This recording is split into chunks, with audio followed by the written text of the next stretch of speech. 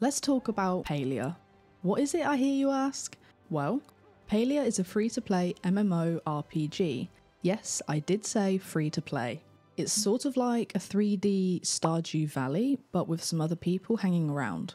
It was made by Singularity 6 and was released into open beta in August 2023 through its own client or on Epic Games.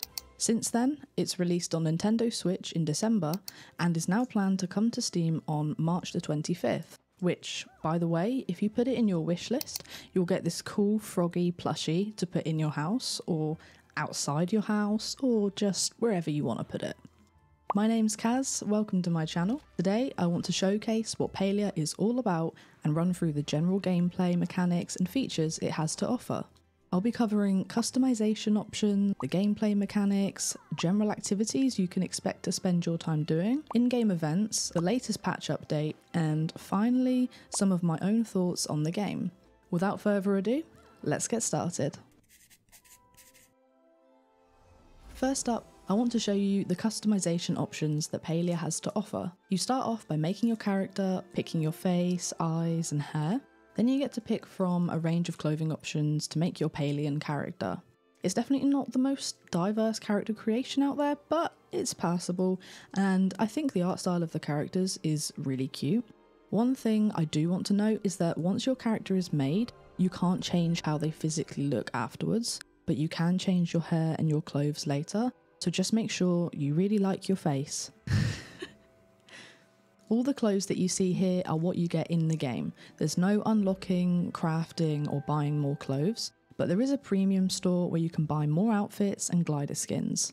You also get a little pal cat to follow you around if you purchase enough Palia coins.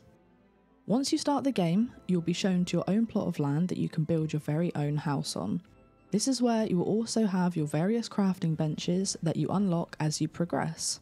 You can visit the city hall to purchase writs to expand your land, as well as buy different rooms and halls which will snap onto your house in any order you wish. Then, you can craft a whole load of furniture to decorate your home.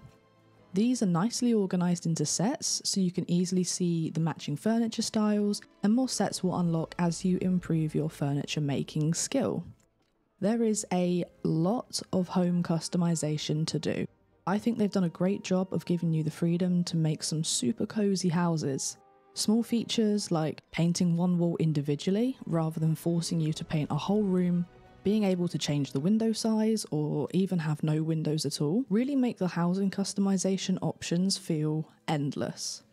Plus, there's a handy grid which you can use to make sure all your furniture is perfectly aligned, or you can turn it off and place it freestyle if that's your thing.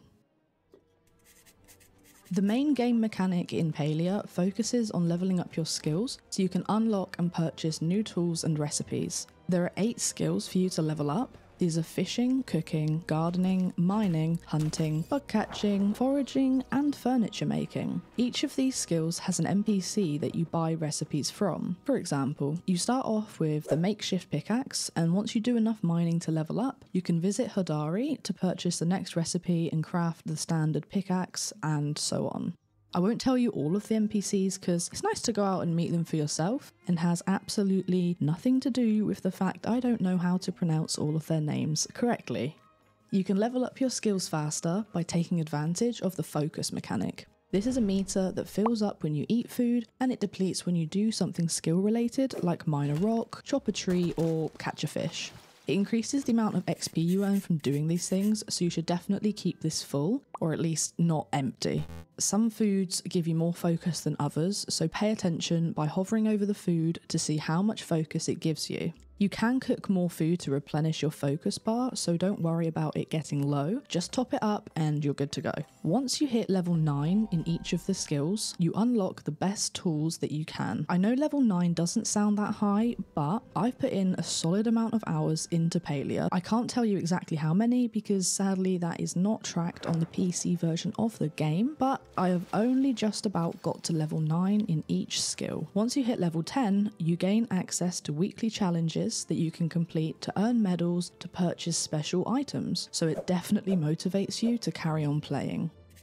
Next up, I wanted to talk about some general things you will spend your time doing in between waiting for your crops to grow. The main things being quests and building NPC relationships. There is loads of quests for you to complete. Some are much longer than others, and there is a lot of variation between them. You do have the standard talk to someone or gather an item, but through following the main storyline quest, you'll be exploring temples, completing puzzles, and figuring out riddles. I was actually doing some fishing the other day and I randomly fished up a slimy ball which belonged to Tao, who is the bestest boy in Kilmer Valley. I had to get it cleaned before returning it to him. He was so excited to have it back. I thought that was just really adorable. There are also NPC specific quests to complete once you hit certain relationship milestones with them. Typically, these quests let you get to know some of them a bit better. You'll gradually uncover their individual stories, some of which are definitely surprising and I did not see coming. Eventually, you can become good friends with them and get access to their bedrooms, which are often hiding recipes you couldn't otherwise get.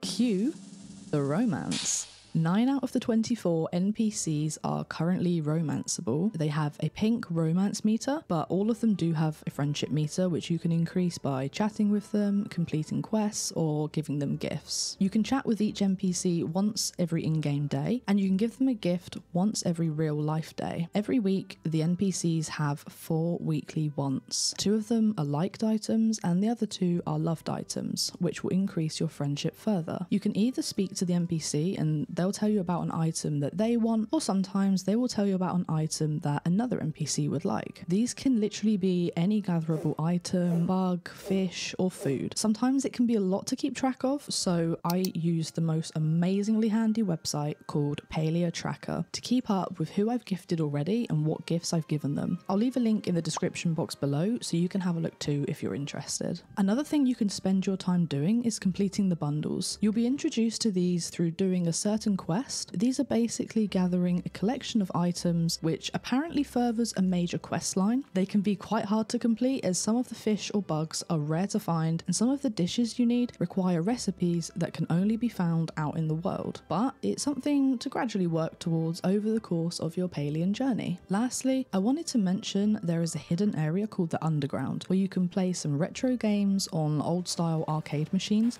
to try and get a high score. There is also a very challenging obstacle course called the Tower, which I didn't find for a really long time. You can get an achievement for completing this. I think there's another achievement if you speedrun it in a certain time. It's just an extra thing to do for fun that changes the pace of the game and adds a bit more variety. Moving on now to the in-game events. I feel like I've covered quite a lot so far, but I think this is definitely worth talking about too. Since Palia released, there have been 4 in-game events. So far, we've seen the Magi Market in August 2023, Spooky Moon in October, Winter Lights in December, and the most recent Lunar Moon in January 2024. These events let you visit a new map area called the Fairgrounds, which is only accessible during this time. The NPCs have different dialogue relating to the event, there are mini games to play, Hot Pot was my favourite, please bring this back soon. There are usually limited time decor items to obtain like this New Year furniture set or these winter light decorations. These in-game events seem quite regular and I would assume we're going to be seeing more of these throughout the year. I think it's nice having them to look forward to and I'm interested to see what new events they come up with in the future. Let's talk about updates. Palia is technically still in its open beta phase. Up to January this year, they have been releasing a patch every other week to a total of 9 patches and more than 15 hotfixes, all in 5 months. Since then, they have adjusted their schedule to 1 major update a month, and their latest patch is patch 0.177. This is probably one of the biggest updates so far, focusing mainly on bug fixing, with over 250 bugs squished. They've also added several new decor sets, including the steampunk-inspired Paltech set, and a gourmet set, which I am definitely looking forward to using in my home. I think it's fair to say that we can expect some good quality monthly updates, at least until the game fully releases into version 1.0. Singularity 6 have not yet given us an official full release date, but I don't think that really matters because to me it doesn't feel like an open beta game anyway. It's always nice to see when developers truly care about the game they make and push out regular updates along with clear communication to their community. Finally, I wanted to share with you some of my own thoughts on Palia, both the good and the bad. Long story short, I've loved playing this game. It's really kept me entertained and coming back for more, and I think you should definitely download it and try it out. But to be more specific, this is a free game. Who doesn't love a game that costs nothing? There is no subscription or upfront purchase to play. The only things you can purchase are strictly cosmetic. Hooray for no pay to win. I also think the art style is really cute. I love the character designs, and I think both Kilmer Village and Bahari Bay look super inviting. I love the home and furniture designs, and I think it all just looks really cozy. I found the progression system is really motivating. Gradually leveling up and earning new recipes felt really rewarding. I think it's really well balanced, and having so many quests means you literally never run out of things to do. I also thought the NPC personalities and stories were interesting. The characters are very likeable, except maybe one or two, but I'm not naming any names. Even the NPCs that seem a little hostile at first have a pretty good character development when you get to know them more. Kind of a random one now, but I really enjoyed the cooking. You have little mini games when chopping or mixing or frying something, and the actual cooking methods are way more in depth than what I expected. This is a small detail, but I like that I can actually see what I'm making rather than it just showing a generic food item until right at the end. I also love the fact I can decorate my home with star quality food. It just adds even more freedom to an already impressive load of home decor options. Lastly, on my pros list, I really like that you get rewarded for exploring the map. Whether this is through finding chests containing items or unique decor, books or pages with lore to read, and even hidden areas to discover. It feels like they want you to take your time and look around to find hidden secrets throughout the world. I love to explore everywhere, so this really fits my playstyle.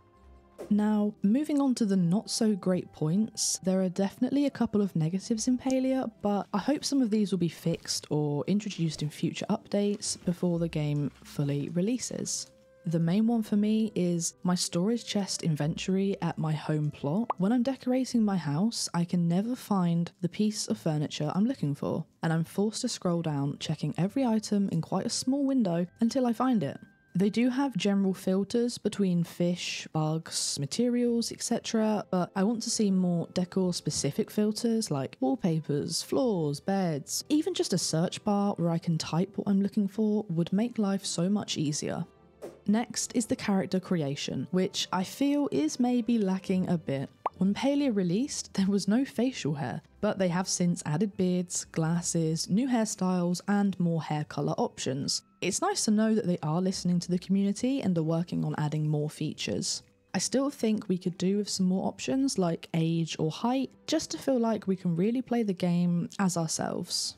Moving on, most of my playtime in Palia has been on my PC, although I have tried it out on my Nintendo Switch as well, and I do want to mention that the graphics quality takes a really big hit when playing on the Switch. I'm not sure if this is Palia's fault or if the Switch just isn't powerful enough. There is definitely a big difference between the PC and the Switch version.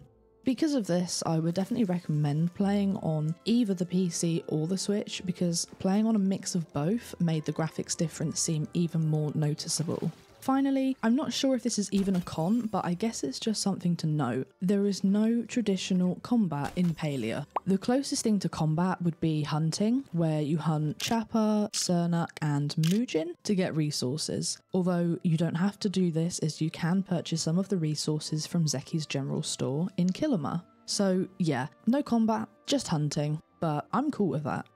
Overall, I think Palia is a great game. I'm definitely going to be playing more of it. Let me know in the comments what you think about Palia. Are you enjoying it? What features do you want to see added in the future? And of course, who is your favourite villager? I really hope you enjoyed watching this video. I would really appreciate you leaving a like or a comment if you want to see more content like this. Thank you so much for watching. See you soon.